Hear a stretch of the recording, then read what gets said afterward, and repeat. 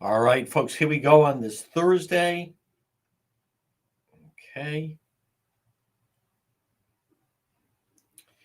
We are going to be, hi, everyone. There's Heather. There's Debbie. Yep. Everybody good to go. Gian says our sound is great. And we are going to begin in just a couple minutes, folks. Again, I will touch on the situation, the ongoing situation with the ongoing situation in Pontiac. I also recognize not everyone understands the nature of a story. There's Janet Dwyer, who's so great. Sound is good. Thank you, Pat. Pat is even saying the sound is audio is okay. We never know, folks. There's a lot that goes into it, believe it or not. Some people may not believe it. Maybe I should just explain. I saw someone, and I know some of you will say, you should just ignore some of those people. But like someone, how many times are you going to keep posting this story? Well, the story is being furthered. The story is being changed. It's not the same story. There's new details in the story. So I want you to think of, I'm going to step out for a moment. So I want to step out for a moment and have people realize that with any story, there is an ebb and flow as to whenever there's new details on a story, the story appears with the new details. So let's take the person that lit the fire that caused on the West Coast. So, well, that's someone may say, well, how many times are you going to just keep posting about that fire? Well, yeah, but there's new details about the fire. They arrested someone in Florida that actually set the fire. So it's not a matter of maybe some people can't discern the difference, but the story gets furthered. And many times, sometimes with stories, people will say, and a lot of this is just understanding of the news. So so much of this, any story, right now, there's no one posting any stories about 11.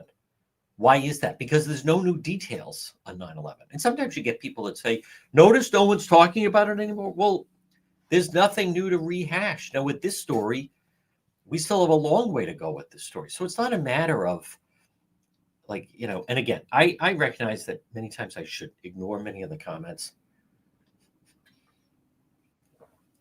But and we're going to be getting in just a moment. We're going to start with our legal expert. There's some interesting legal stories. And I also want to just preface, folks, that, some of the legal stories that we're going to talk about, there they are, Marin Barrett Murphy. We can talk about some of the hype, but, everything doesn't have to be exact. There's a lot of misinformation. And what I like to do is just have a general discussion with Stephanie, not necessarily all on the nuts and bolts of that particular case, but because, again, a lot of people don't go into the details. But what I like is we cover some different elements of it. Because many times, by the way, there are people that run afoul of the law that if they had done some things differently, it drastically may have altered the course of events that took place. And many times then resulting in that person not being arrested. So I like to focus on that as well. So, all right, folks, we're going to begin at 1:06. And again, we're going to talk to her right now. Now, many times, for those of you that follow the program, right now, we are live on AM 1380, 99.9 FM. You can always listen online at our website, depetro.com. Now, as we speak, we are live on our Facebook page. We are live on X. We are live on YouTube. Many people watch it later on demand. Many people watch it later in the day, at night, what have you. Folks, you never know. The news is filled with people that are going about their day, and suddenly, from when they woke up in the morning to where they find themselves, suddenly they're in need of some legal advice. That could be you. Marin, Barrett, and Murphy, criminal defense attorneys, 50 years combined Rhode Island criminal defense experience.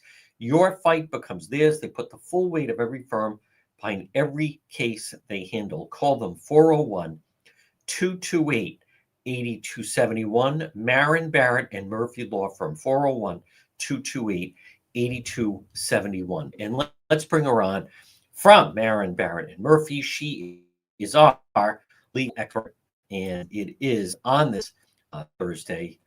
Let's bring her on, and it is attorney Stephanie Murphy. Good afternoon, Stephanie. Good afternoon, John. How are you? Very well, very well. Stephanie, I want to start off. I've received a number of messages. A lot of times, granted, not everyone goes in depth in a story. Sometimes they don't get the full picture. But what we're talking about is Narragansett man accused of brandishing a gun during a dispute over beach access. If you could walk through that a little bit, because I have heard from some people saying, hey, you know, he's a homeowner, he has a right to protect his property. Again, this seemingly is a little more to the story. Yeah, I think there is more to the story in terms of I read the story, I saw the news clips. I don't think the fishermen were ever really on his property or trespassing on his property. I think it was a beach access right in front of his house. I think it's important to point out that homeowners don't own the whole beach access entirely to the ocean and the beach and stuff like that. So it seems like a case where these people were very close to his property, maybe not on his property. And I heard there was a drone flying. Maybe that's how the guy saw them and then confronted them, you know, when they went back to go gather their belongings off the beach. So there's a couple things going on in terms of homeowners' property rights, and then now the criminal charges with the gun and also the large capacity firearm that was actually brandished. What would be, let's just play this out a little bit. First of all, there has been disputes about people's interpretation of beach access. Sometimes it's shoreline access. It's been very contentious. But let's just say that someone saw someone on their property. Maybe it could be extensive near water or woods, and the individuals don't even realize that they're on private property. Is in that circumstance, is it acceptable for someone to produce a firearm? I don't think so. I can't think of a circumstance where it would be if someone's just walking through a property, maybe mistakenly. If it rises to the level of protecting yourself in your home, that's a whole different story. But that would be somebody making an aggressive movement towards you, you know, threatening you, anything like that. Still, at that point, whether or not you can brandish a firearm, you know, that's still up for debate. But here, there really seems to not really be a confrontation or a threat. They weren't trying to break into the house. In the house, I mean, you also have a duty, you know, to retreat and try to de-escalate a situation. So I think it would have to a lot more instigating facts would have to be present for you to ever be able to brandish a handgun in that situation. Yeah, there was that famous case. It was during 2020 in St. Louis. There were protesters in the neighborhood. The husband was brandishing an AR-15. He was just holding it, but the wife was actually showing the pistol protesters that they were breaking into some homes or neighborhood. The way I remember it, what the gun, a gun was different in that part of the country if someone's just holding a weapon.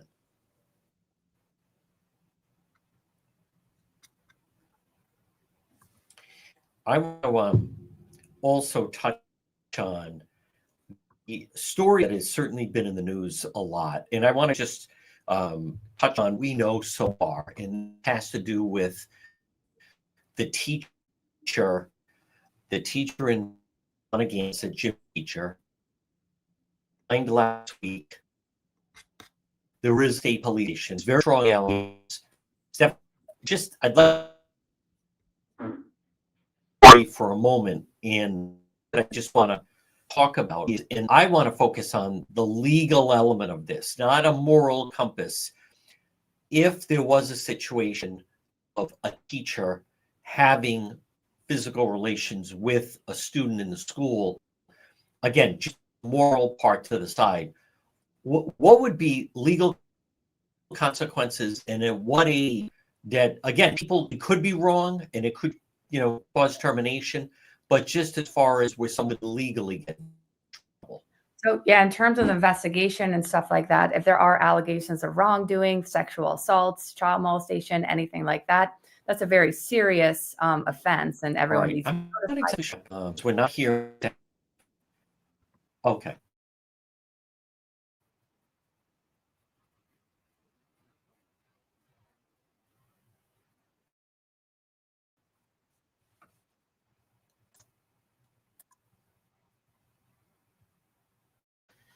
All right. Now we lost her. I'm not exactly sure what happened. We had a little bit of a sketchy connection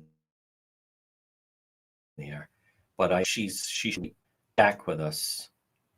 And again, folks, this is live. These things happen. We're going to add her back in as soon as I get the cue. You actually can just, you will actually hear. You can rejoin. And I'm sure she'll be joining us momentarily. Okay. I'm not exactly sure why. Let me do that. There we go. Okay. These things happen. Stephanie, pick it up again with a teacher. And, the jump off on this is, in fact, this current situation that I referenced with this Ponagansett High School situation. Right. It seems like I don't know what the allegations are exactly with the gym teacher, but in terms of the state police investigation, if it's a sexual assault, child molestation, inappropriate conduct, conversations, I mean, those are all criminal crimes that would rise to the level of a criminal charge at some point. But whether or not, I don't know what the school district is doing now pending the investigation, but it would be interesting to see what they're doing because my knowledge right now is that the state police don't have any charges, that they're just investigating. But then the parents are all concerned and the school department is concerned about what that means for the students, the school, different victims that are impacted. So there's a bunch of legal consequences, whether it's criminal, civil, or just really what should get done in the meantime while the state police are investigating. So it's a very interesting story with many different dynamics.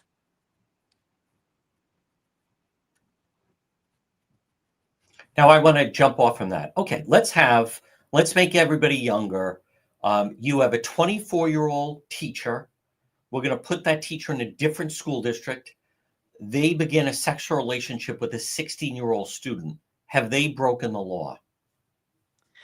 The age of no, because the age of consent, the student's fine for that. Well, it's under the age of 14 for like a child molestation charge, and then there's the age of consent. It really depends on maybe the authoritative figure of the teacher and the relationship with the student and stuff like that, whether or not it rises to a sexual assault or anything like that, based on the circumstances, based on, consent, everything like that. So somebody would have to take a look at the facts a little bit, more, but there's definitely some civil repercussions and employment issues. Absolutely. Okay. And that aside, and people may not understand that, but just we're talking about criminal age of consent in Rhode Island, I believe, is 16 years old. So again, although it goes against the book and they shouldn't be a teacher and they shouldn't be doing that, and it could be part of the employment agreement that they sign on to, but if an adult begins relations with someone, even though they could be a student, 16, 17, certainly not 18 after they graduate, but criminally under the law, they're not just if there's no element of coercion or anything, Right. the adult could say it was a consensual relationship. Yeah, absolutely. But you would have to take a Okay. look at the facts and coercion and authoritative position and stuff like that and what the student was doing, why the student was doing that. So it could possibly, but yes, just a general idea is the age of consent is 16 and a 16-year-old could consent to sleep with or have a sexual relationship with the person of their choosing. Now, this is a question, Stephanie, I get asked by teachers. They'll claim they have 14-year-old student, 15-year-old student. They get, they're suddenly pregnant and they have a 19-year-old boyfriend. And I have heard different people question, why is it that the 18, 19, sometimes even 20-year-old quote boyfriend, how come they're not charged as you now have a pregnant 14 or 15-year-old? Well, it depends on the age, John. So under 14 or under, they could get charged. If it's older than that and stuff like that, it Okay. depends on the age difference between the two. Child molestation is person at the age of 14 or younger. So they have to prove that that person was under that age in order to get charged with a child molestation charge. But in terms of if the child was older and stuff like that, as long as either they reach the age of consent or it's like a mutual, if the ages are very similar in nature, then that does not rise to the level of a crime. Okay. And again, I'm unfamiliar with those cases. So if there is, in fact, a 15-year-old girl becomes pregnant by 18, 19-year-old guy, I am unfamiliar if maybe those cases are being prosecuted. I admit I don't hear a lot about them. Yeah, So that would so be maybe that could be a that's what third it comes down degree. to. Yeah, that could be Now, a third degree sexual assault, depending on the age difference. hmm, okay.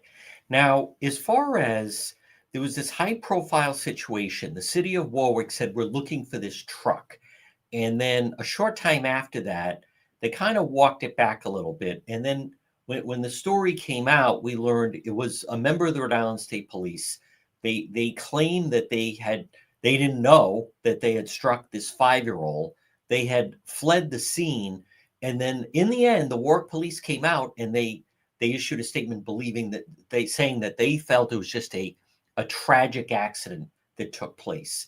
If you could touch on some different elements of that on that particular situation, or situations where people either on purpose or inadvertently leave the scene of what became like a hit and run involving a small child.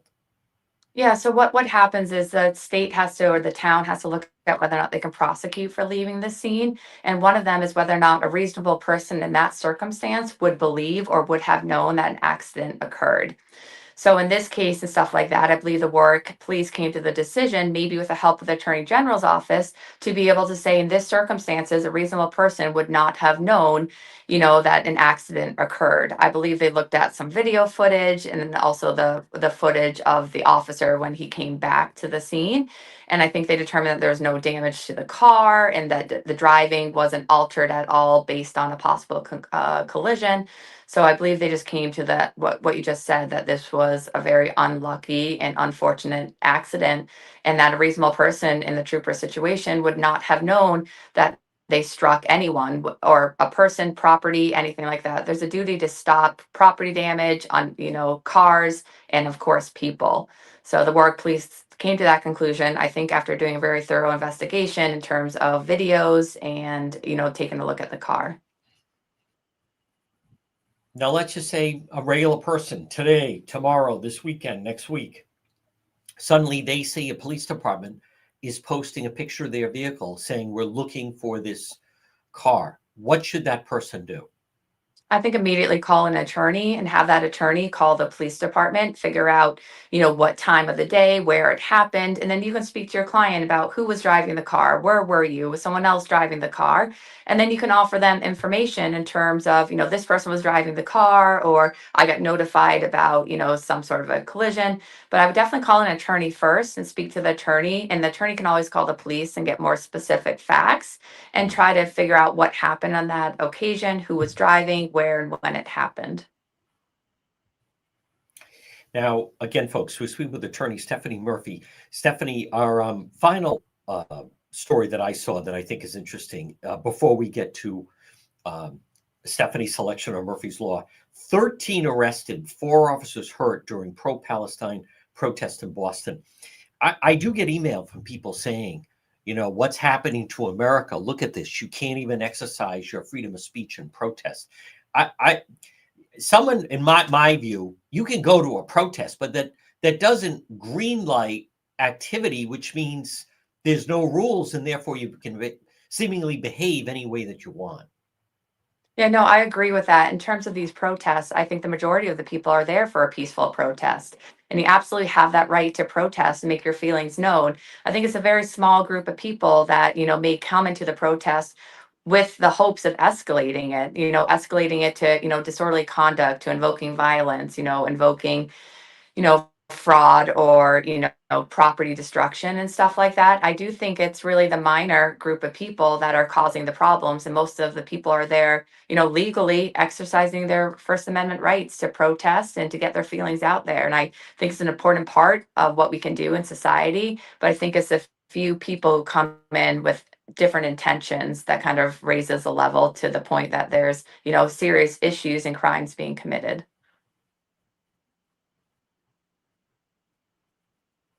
Before we get to Murphy's Law, I did receive an email from Gloria who wanted me to ask you, if someone were to call you, let's just say she's asking for a friend, should they come in alone to meet with yourself or attorney, or should they bring their witnesses with them?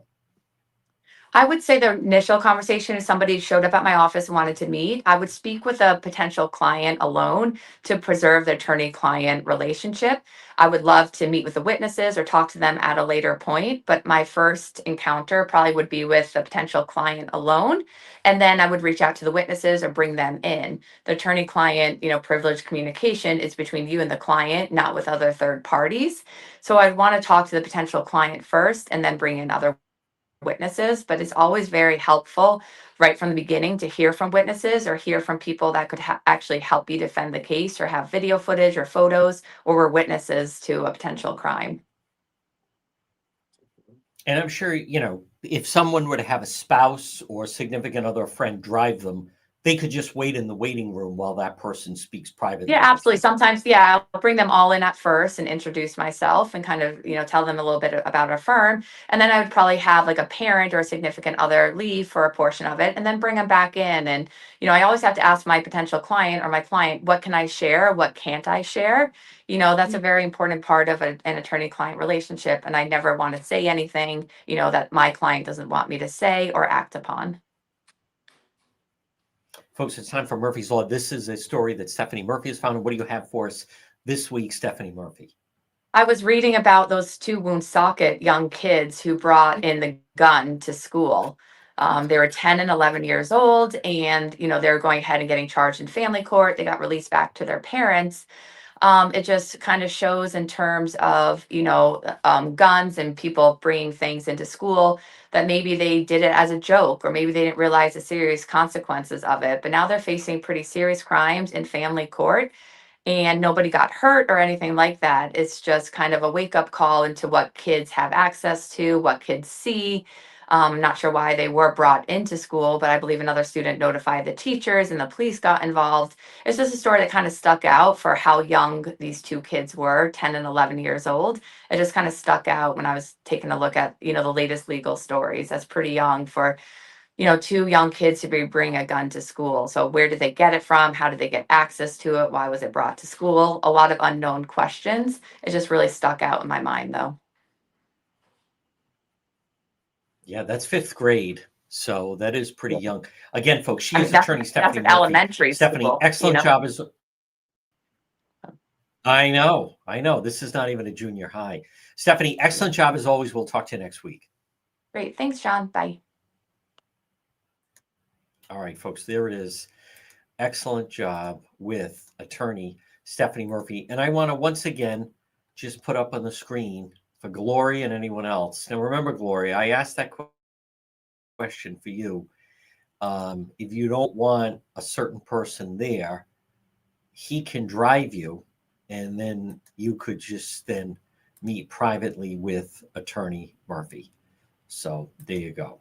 All right, folks, I do want to touch on this situation with these kids. And there's also a situation where, and I think it's significant because you don't hear some of our local, certainly not Governor McKee. And by the way, Governor McKee upping the level where he's going after President Trump. I want to touch on with the latest with Pontiac, but I want to remind you about PR Landscape Materials and Garden Center. Look at those. Look at that display. They are fantastic. They'll be open all weekend long. PR Landscape Materials and Garden Center, 3688 Quaker Lane in North Kingstown. They have pumpkins, straw bales, corn stalks, gourds, Indian corn, They have mums and kale, just beautiful, plus native vegetables that are delicious. And we had all that rain yesterday. This is the ideal time for planting. Stop in and see them. It's PR Landscape Materials and Garden Center. Make sure you check out the website, depetro.com. And let me just sneak in one more of our sponsors, and I'm going to sneak in Propane Plus, who, especially now, it is getting somewhat chilly. Remember, you depend on Propane Plus for all your heating and cooling. It's Propane Plus in Rhode Island or Massachusetts, and they're always available online at propaneplus.com, residential or commercial. Just log on. Their website is available 24/7. You can call them in Rhode Island, 401-885-4209, or in Massachusetts, 508-252-3359 for Propane Plus. Now, the latest, if you check depetro.com. Oh, hold on. Thank you, William. Thank you very much, William. I love that. Thank you. Yes, Debbie. Yes, we appreciate everyone that appreciates us. It's not easy. I do want to give credit. I meant to post it to the Valley Breeze. Valley Breeze did credit that we broke the story regarding the teacher situation. Oh, okay. I think some follow-up information here. Okay. Rhode Island, general age of consent. This is from Stephanie Murphy, 16 years old. But there are special rules in close-in age, Romeo and Juliet. Okay, that explains. Because I do have people ask that, and I have teachers ask that, by the way. The girl has a 19-year-old boyfriend that gets her pregnant. How come he's not arrested? She's 14, 15, he's 19. If both parties are between 16 and 20, consent is allowed, even if one partner is older. Okay. If one party is age 18 or older, the other is under 16, but over 14, that may constitute third-degree sexual assault. Sexual activity of someone 14 or younger is treated child molestation laws. If one party is in a position of authority, teacher, guardian, higher age thresholds may apply. So here's what we know. And again, I want to thank William Swift. Thank you, William. It's not easy. We've been cranking, and I want to just remind people. Now we have, and again, thank you to the Valley Breeze for pointing out the We Brew story Monday night regarding the situation in Pontiac. And I'm going to touch on the fact that, and I don't blame parents for being upset, but this is what's going on. I'm going to point you there again, that I have information, people close to the investigation, that there is an English teacher at Pontiac who has admitted to state police during this investigation that they were aware that there was a relationship between this now former student and gym teacher. Now, I want to be very clear. As Stephanie said, this is still an investigation. I am telling you, at least with one individual, there is very solid evidence. However, if someone, how can I explain it? If someone was in the habit, let's just say someone was in the habit of doing something, and the person was no longer at the school, that doesn't necessarily means that the practice of doing that goes away. It sounds more like then you just find, to me, this is predatory behavior. You find new people to go after, or maybe there were other people all along. But my point is, what people should take away from Pontiac, and admittedly, it's early. There's been no charges brought. State police, this could go in front of a grand jury. Someone has to be indicted. Then they're arraigned. Obviously could go in front of a grand jury. By all accounts, as I have reported, I feel very confident saying very solid evidence. This is not a hearsay thing. This is not a rumor. This is solid evidence. But that would be an interesting dynamic if then the investigation leads to that there are other individuals, and that is all unknown. I also want to caution people. Now, I posted that there's an English teacher that knew, and it's all on DePietro.com, and all the stories are right there. Listen, that's what I use. It's easy for people to scroll and find.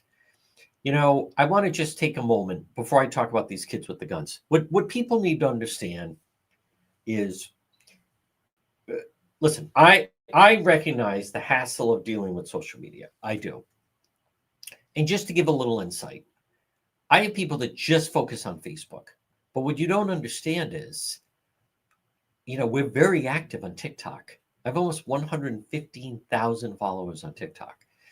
We're getting close to 70,000 followers on YouTube. We're getting close to 60,000 followers on Instagram. We have our X account, and then we have, you know, the radio show, and then obviously DePietro.com. So my point is there's a lot of juggling.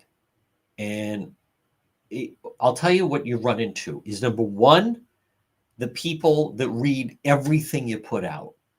So then they say, you know, something akin to, are you going to keep posting the same thing even though there's no information?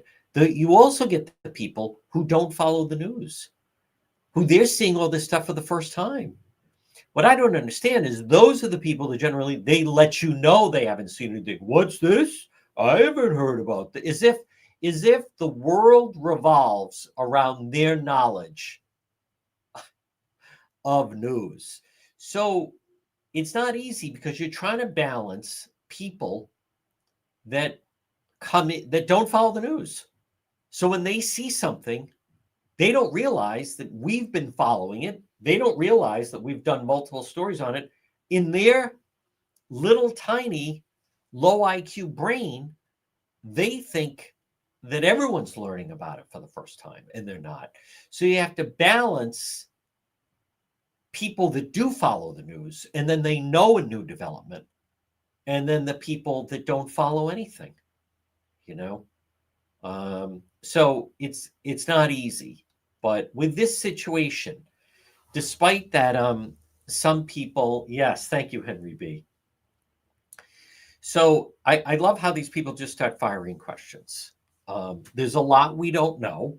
Like, for instance, people saying, well, who's the English teacher? I didn't say. There's a lot about this that we're not going to get into, such as the English teacher, or by the way, any other teacher or a parent or a student. They're witnesses. I'm not in the business. We're not naming witnesses. Number one. Number two, there were people, you know, who is this student? We're not naming minors. Too bad. I like this. I need to know. No, you want to know. You know, I'm dealing with children. So children akin to, I need ice cream. And then you have to explain, no, you want ice cream. I need a new toy. No, you want a new toy. You need to eat, you need to sleep, but you don't need ice cream. So, and I admit, it's foreign to me that, because I don't just go on different posts and just start firing questions. So there's a lot at play here. I want to remind people, this is an active investigation. State police are not going to release anything that could jeopardize that investigation.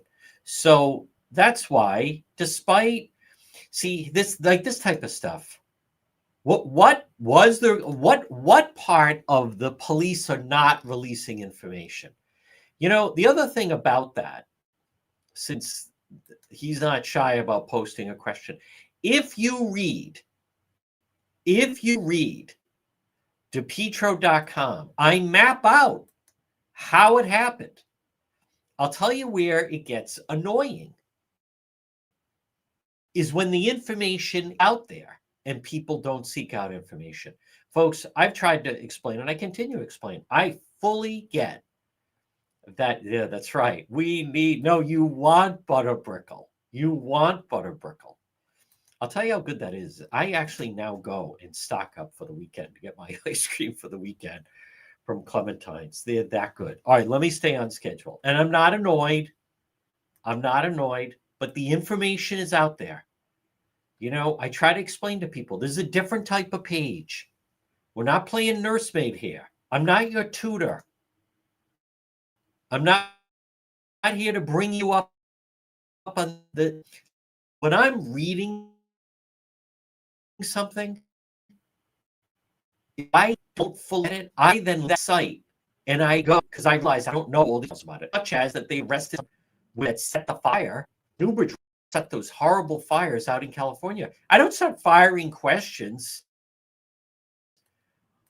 When did this happen? No, I have to be careful of the language. Grow up.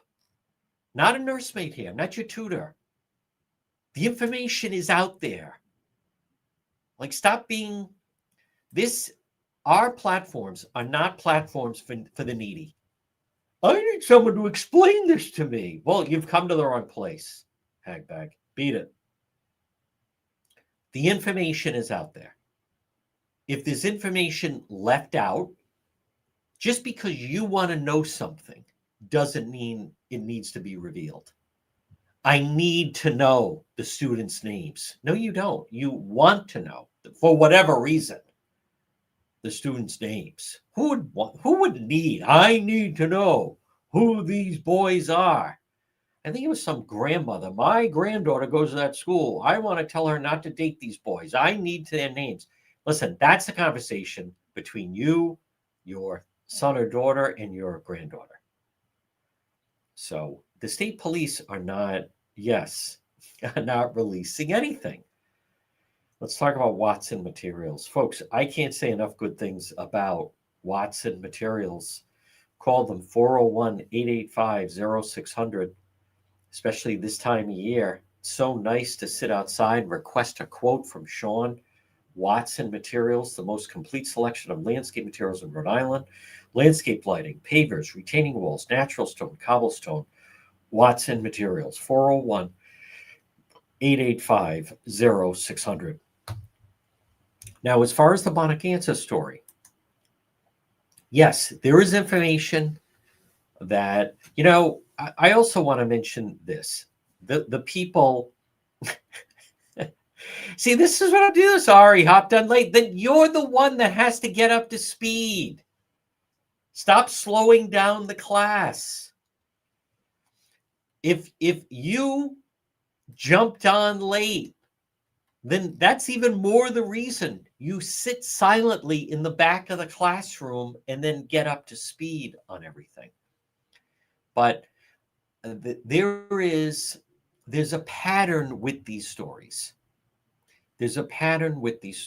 And I've broken other stories, but I'll tell you what the pattern is. And it's a familiar pattern.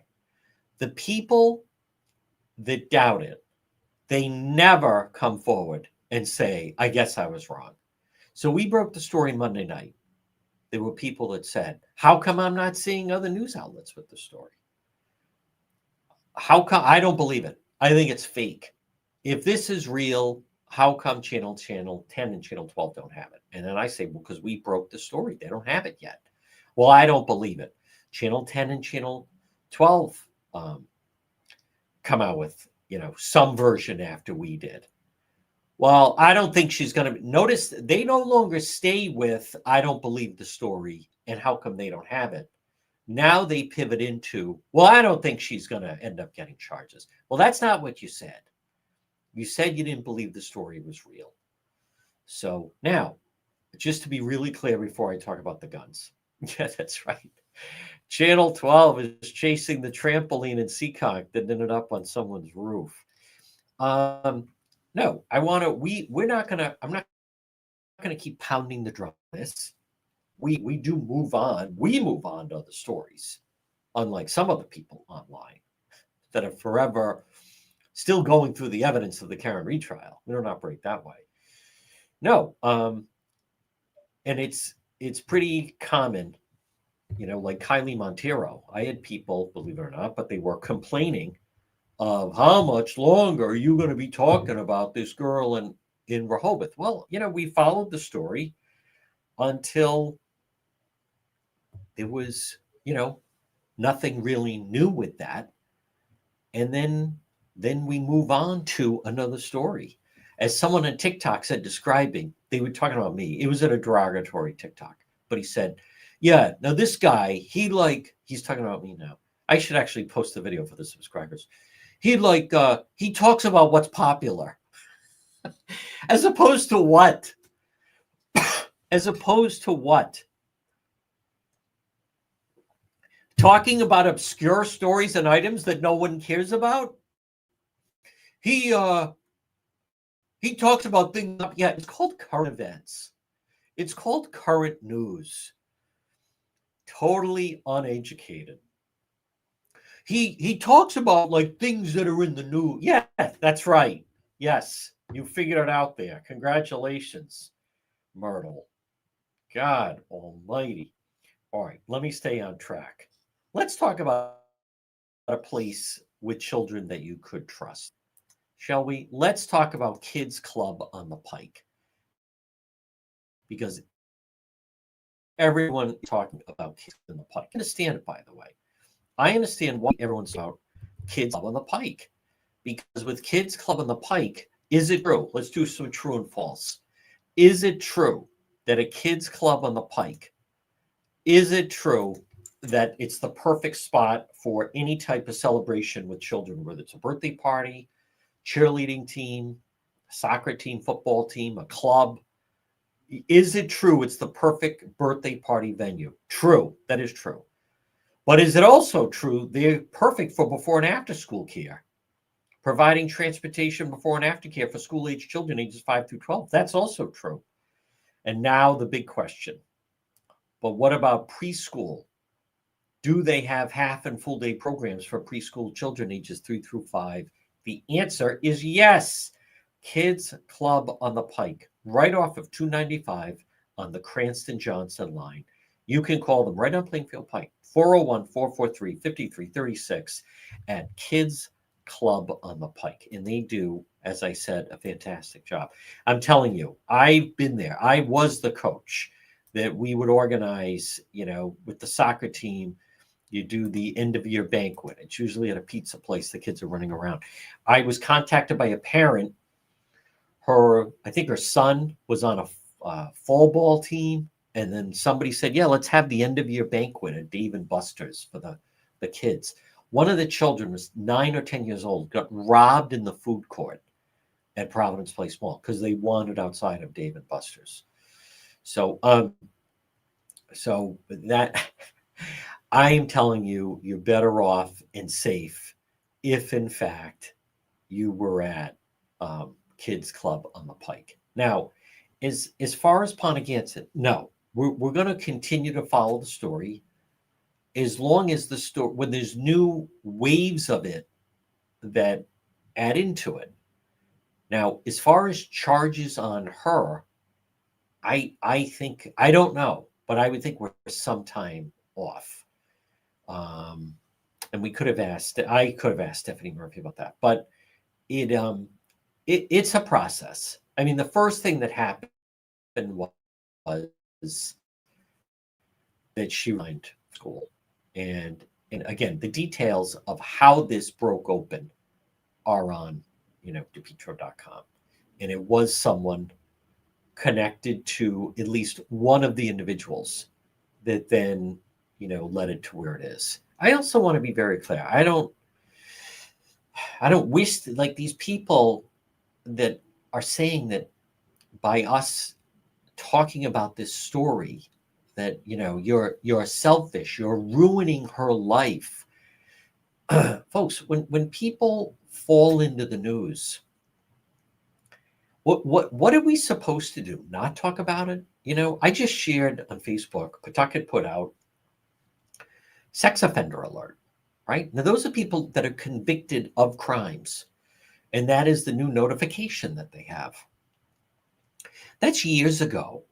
That's years ago when you'd hear about, and sadly, many times it was someone affiliated with a religion, and they would literally move them around as they would get into trouble. I mean, it is tough, and I say that as a Catholic. Those were always tough. It wasn't,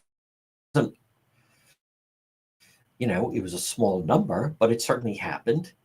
And then you hear about that there's certain teachers that run into trouble and they move them around. So the people that say that you're so unfair, what are you, Jerry Springer? You're ruining her life. This is someone in a position of authority. This is someone who is a child. This is not based off rumor. And I want to come back to, just so we're all clear, because I do realize that there are a lot of new people that watch and follow. What I knew about the story over the weekend. What would I have just run the story if it was just a rumor? No. Initially, I didn't even put her name and picture. Okay, then what made you decide to do it? Number one, when we learned that she had resigned. Number two, we learned the state police were investigating. And number three was when I learned the element of evidence that they had. And I'm very confident in the sourcing I have that this is solid evidence, and it's video evidence, and it's photo evidence, and it's dated. If you have something on an iPad or a phone, that stuff is all dated. So I get, like, some people just they don't follow anything. They don't care about details. It's always just, he's doing this for likes and click. Listen, I put out certain stories and certain videos that are of interest to me. Now, if no one else was interested, I wouldn't have a large following. There are plenty. Do you know how many content creators there are out there? There's a guy that runs around. He goes to the State House. He films all these hearings. I won't say who it is. He'll go to Pawtucket. He posts all the video. It's like there's no one watching it. I mean, I step back and I don't now, but I think, like, should I don't have any interest in watching a Pawtucket school committee meeting. I don't have any interest in watching some of these hearings at the State House. I don't. So goes up, spends hours filming, posting. No one's watching it. So now when there's a standoff, I'm interested in watching that. And it turns out other people are interested in watching that. So my point is, this business of, he's doing it for views and clicks and likes. Well, there's an element of, and I remember people in a band, musicians I used to talk about. I was heavy involved with the local music scene, and they talk about it's show business. You don't just, if you just want to write songs and perform them in your backyard for 3 people, then have at it. But who does that? I mean, you could always come back to that. New York Times, Boston Globe, Providence Journal, whoever, they break a story. It's a great story. They're just doing it to sell newspaper. Well, then you could always come back to that. Drake May, there was a great game against Buffalo.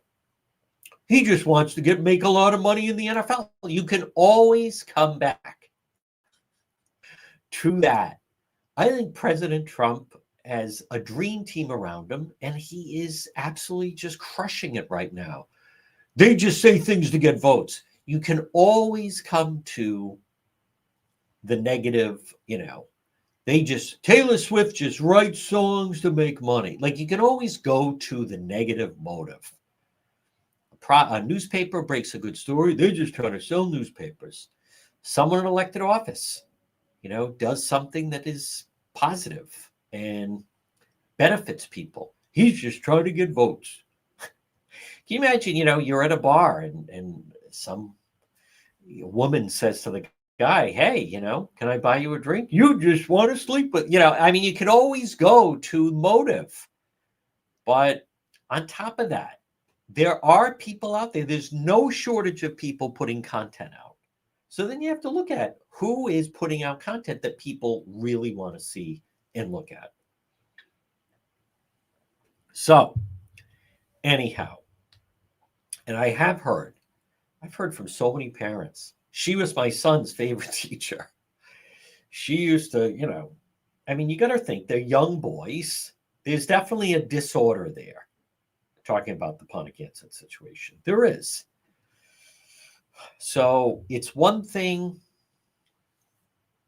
I don't want to go into. I'm not trying to be Dr. Phil here. So let me just stay on schedule because I do want to talk about these guns because I have these children that are bringing guns to school. I don't hear anyone saying I should be done about. And it did happen in Woonsocket. And by the way, I revised it because I saw a story that just said or briefly looked at something from the police. I didn't realize it was an airsoft gun. So I had someone post it. They posted gun. These people, it wasn't a BB gun. It was an airsoft gun. Still, 10-year-old kid is involved with bringing a weapon to school. It's only an airsoft gun. It can be a projectile. And by the way, what they brought in is considered a class of firearm. So I'm going to touch on that. But I want to remind you about ServPro. ServPro of Providence. You have a flood, or if you have a fire, disaster strikes, smoke damage, mold, ServPro of Providence, 401-941-5500. Water damage, fire, mold, storm recovery. They're fast, thorough, professional. ServPro of Providence, 401-941-5500. When disaster strikes, call them 401-941-5500. So to clarify, okay, somebody said BB gun. The police are saying it's an airsoft gun.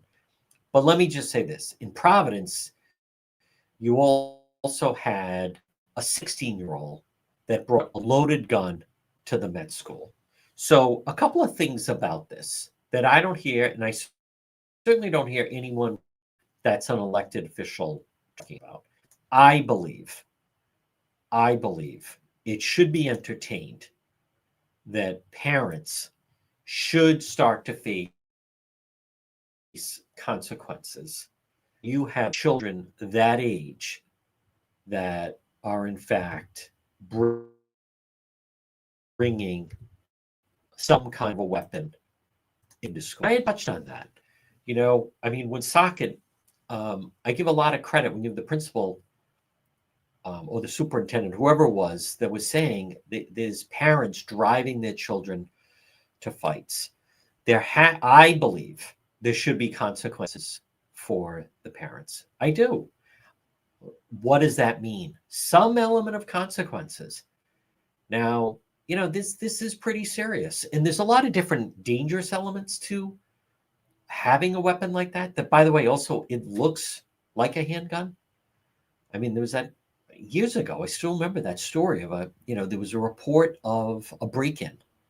And a New York City police officer went into a dark Queens apartment. And all he saw was a figure hiding behind the bed and then suddenly emerging with what looked like a firearm. And the officer fired, and instead it was a child with a toy gun. So many of these guns, pellet guns, airsoft guns, they look like a real weapon. But the parents of 16-year-old in Providence, the kid that brought a handgun to the school, Governor McKee, all he talks gun laws and a school shooter, blah blah blah. They can't even keep the school safe. These kids, they're these shooters, but there certainly is nothing stopping them should they choose to become a school shooter. I think the focus is in the wrong place. People like Governor McKee and others, they have a war on legal gun. I think it's time parents are held accountable. I have a 10, 11-year-old that are bringing a weapon into an elementary school. You have a major problem. Someone should face consequences.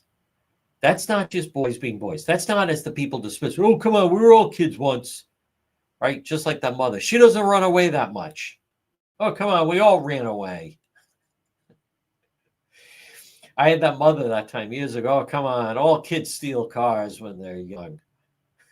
Exactly. No, I think it should be. I like it. There's a part of New Jersey. They started putting the mugshots of these 16 and 17-year-old kids that they were arresting. Guess what happened? Those kids were no longer in trouble. So am I suggesting the mugshots of the 10 and 11-year-olds? No. But their parents, there should be consequences for the parents. I'm not talking about jail. I'm talking about bringing them in and forcing them to be accountable.